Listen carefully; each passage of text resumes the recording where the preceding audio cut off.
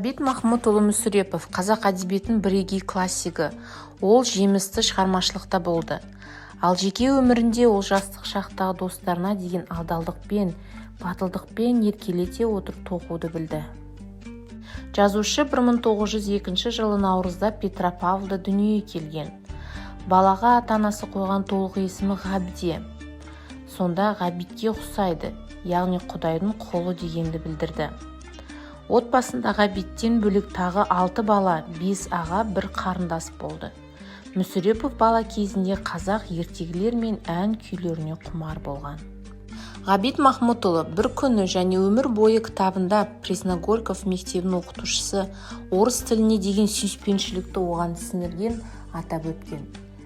Әйелдің аты Марианна Александровна Шехтер болатын. Жас кезінде мұғалімнің әкесі Народная воля қозғалысына қатысып, ол үшін Пресногорковкаға жер аударылды. Кейін ол отбасын құрып мектептің негізін қалады.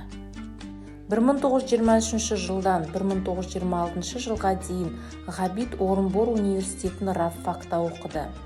Достары Сәбит Мұқанов пен Сәкен Сейфуллинмен бірге Мүсірепов Орынборда пәтер жалдап өмір сүрді.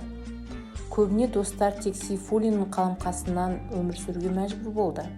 Гоголь, Чехов, Горкийдің шығармаларына оқыған Сәкен сияқты Ғабит те өзінің өмірін жазумен байланыстыруды жөн санады. 1928 жылдан бастап журналист Мүсіреповтің мансабы басталды.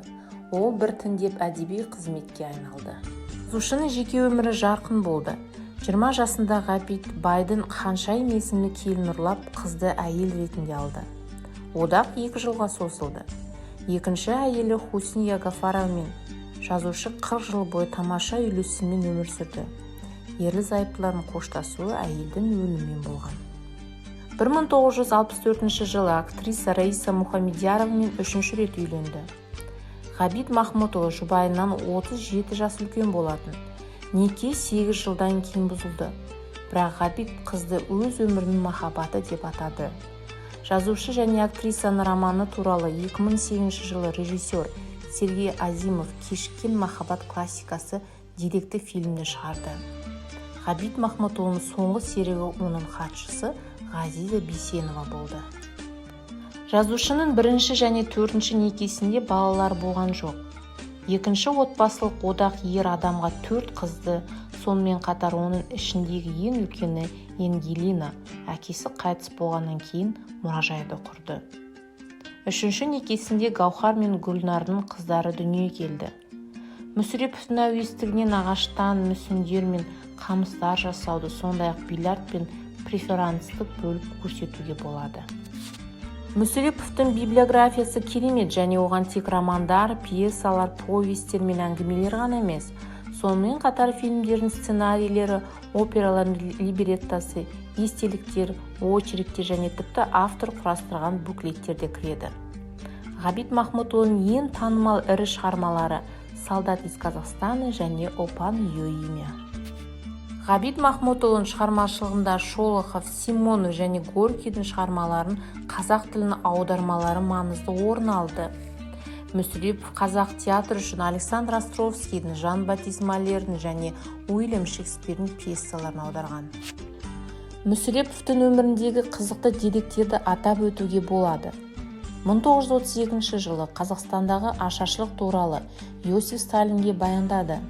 Жазған хаты үшін әдебиетшінің Қостанай облысында 1 жылдық жер аударуға жіберілді. Сталиндік қуғын-сүргін жылдары Ғабит Бейімбет Майлин мен Сәкен Сейфуллиннің достарын қорғауға қатысты. Жазушы басты Алматыда болды. Күн сайын жаңа костюммен жұмысқа келіп, үтіктеу кезінде шалбар мен пиджагын одеколонмен шашыратуға талап етті. Мүсірепов жазу машинкасын қолданбаған.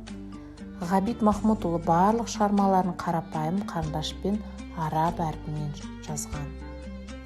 Кино үйінде Жан Габенмен бірге картина жабық көргеннен кейін француз актерінің тегі қазақ жазушының достық лақап атына айналды. Николай II кезінде дүниеге келген Ғабит Махмұтұлы Михаил Горбачевтың қайта құруының басында 1985 жылы 31 желтоқсанда қайтыс болды. мүсіреповтің отбасында ұзақ өмір сүргендері сирек болған жоқ.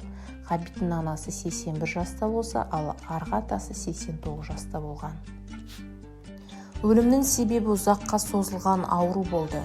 Ғабит Махмұтұлы қайтыс болуынан 3 тәулік бұрын қоштасу хатын жазып, онда қазақ әдебиетіне үлкен әрі таза мінезді деп өсиет еткен. 1985 жылы Қазақ жастар театрына Ғабит Мүсіреповтің есімі беріліп, прозашы драматургтың 100 жылдығына орай жастар театрының алдына қоладан құйылған ескерткіш орнатылады. Алматы даңғылы Ғабит Махмұтұлының құрметіне ие болды. 2002 жылы Қазақстан Республикасында жазушының портреті бейнеленген пошта маркасы мен монета шығарылған.